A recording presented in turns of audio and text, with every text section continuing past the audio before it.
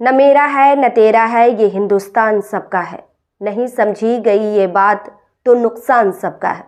जो इसमें मिल गई नदियाँ वे दिखलाई नहीं देती महासागर बनाने में, मगर एहसान सबका है। आप देख रहे हैं बिहार टीवी 20 और मैं हूँ आपके साथ नुज़हत जहां। हमेशा सिर्फ और सिर्फ मुस्लिम समाज को ही क्यों टारगेट किया जाता है?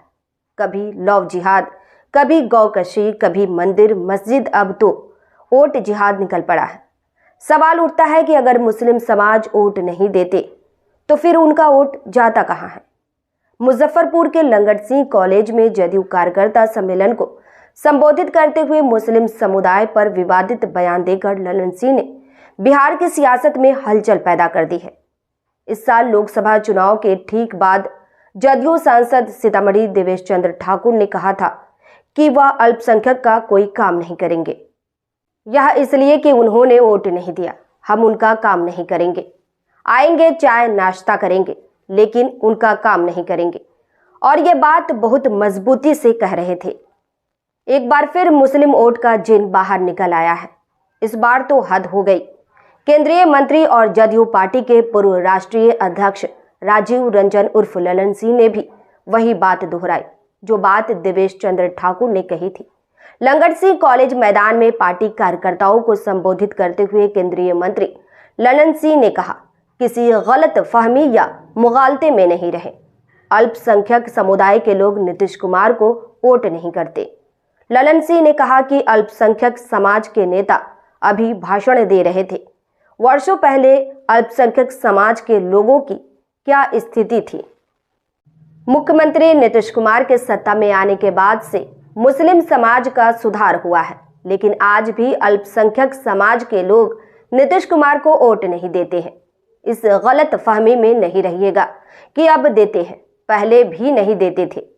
हालांकि उस मंच पर बहुत सारे मुस्लिम नेता बैठे हुए थे, पर किसी की जबान नहीं खुली। लेकिन सम्मेलन समाप्ति के बाद मुस्लिम नेताओं का पाड़ा 7वें आसमान पर था।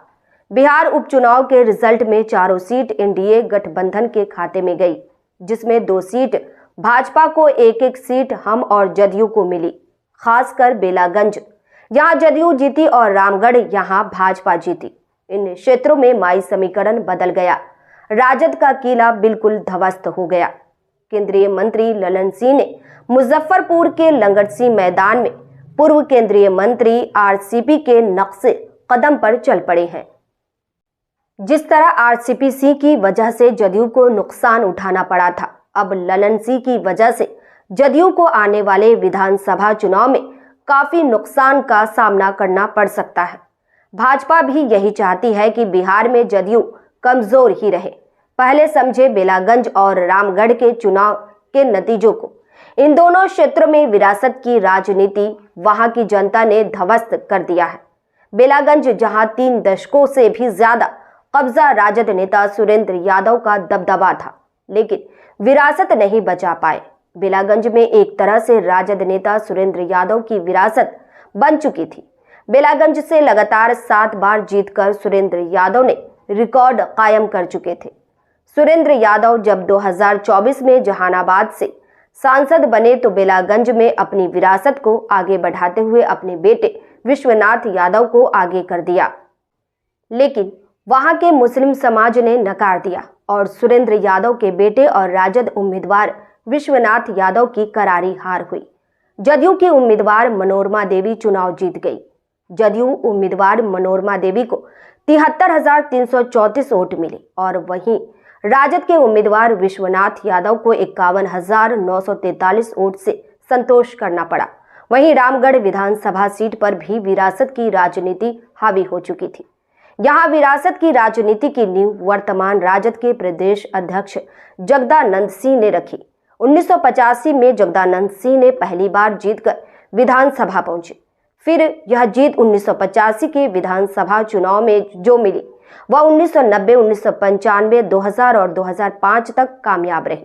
लगभग 25 साल जगदानंद सिंह का राज रहा। बीच में राजद के उम्मीदवार अंबिका यादव विधायक बने, लेकिन दोबारा 2020 के विधानसभा चुनाव में जगदानंद सिंह ने अपने बेटे सुधाकर सिंह को उतारा और जीते भी। राज्य सरकार में कृषि मंत्री भी बने, लेकिन जब सुधाकर सिंह 2024 में बक्सर लोकसभा से जीत दर्ज की तो फिर रामगढ़ उप विधानसभा चुनाव जगदानंद सिंह ने अपने बेटे अजित सिंह को चुनावी जंग में उतार दिया, तो वहां भी राजद से मुस्लिम वोट खिसक गया और स्थिति यह हो गई कि राजद यहां तीसरा स्थान पर चला गया। भाजपा उम्मीदवार को 62,179 मत मिले, बसपा उम्मीदवार पिंटू यादव को 60,895 वोट मिले, राजद उम्मीदवार को सिर्फ 35,825 वोट से ही संतोष करना पड़ा। जदयू के नेताओं ने सवाल उठाया है कि क्या मुंगेर के मुस्लिम वोटर ने ललन सिंह को वोट नहीं दिया? क्या ललन सिंह अपने पद से इस्तीफा देकर फिर से आएंगे चुनावी मैदान में? ललन सिंह किसकी भाषा बोल रहे हैं? अब देखना दिलचस्प होगा कि ललन सिंह के इस बयान पर नीतीश कुमार क्या करते हैं। अभी अल्पसंख्यक समुदाय के नेता भाषण कर रहे हैं। बिहार में अल्पसंख्यक समुदाय की क्या ऐसी स्थिति थी? बिहार में मदरसा के टीचरों को 3,000 4,000 रुपया मिलता था लालू जी के राबड़ी जी के राज में। आज मदरसा के शिक्षकों को 7वें वेतन आयोग का पैसा मिलता है। 7वें वेतन आयोग ने जो अनुशंसा किया वो पैसा मिलता। हालांकि अल्पसंख्यक समुदाय के लोग वोट नहीं देते हैं नीतीश कुमार, वोट नहीं देते हैं। ये सब गलतफहमी में मत रहिएगा, मुगालते में हम लोग नहीं है कि अब देते हैं, पहले नहीं देते थे। अल्पसंख्यक समुदाय के लोग वोट नहीं देते हैं, लेकिन नीतीश कुमार जी का यह सोच है कि कोई वोट हमको दे या मत दे, हम बिहार के लोगों के लिए विकास के लिए प्रतिबद्ध है और इसलिए वो काम करते हैं। अल्पसंख्यक समुदाय के विकास के लिए जो नीतीश कुमार जी ने काम किया है पिछले 19 वर्षों में, आज तक देश की आजादी के बाद बिहार के इतिहास में अपने आप में एक उदाहरण है, अपने आप में एक उदाहरण है। अब वोट ये लोग किसको देते हैं?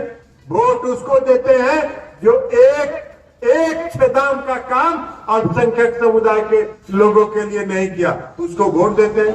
नीतीश कुमार जी कहते हैं जाने दीजिए, वोट देने दीजिए जिसको देता है, हम हैं, सरकार में है, मेरा फर्ज है, मेरा दायित्व है, इसलिए हम काम करते हैं और काम करते रहे। पिछले नीतीश कुमार जी ने हम अति पिछड़े वर्ग के लोगों को, एक बात हम अति पिछड़े वर्ग के लोगों को सावधान करना चाहते हैं। अति पिछड़े वर्ग के लोगों को नीतीश कुमार जी ने अति पिछड़ा वर्ग समूह के रूप में चिन्हित करने का काम किया। अब कुछ लोग लगे हुए हैं कि फिर से अति पिछड़े वर्ग को दिग्भ्रमित करके उसको अलग अलग जात में और अलग अलग समाज में बांटने का काम करें। अति पिछड़े वर्ग के जो लोग हैं उनसे हम आग्रह करेंगे, विनती करेंगे, लालू प्रसाद यादव के और राष्ट्रीय जनता दल के झांसे में मत आइएगा।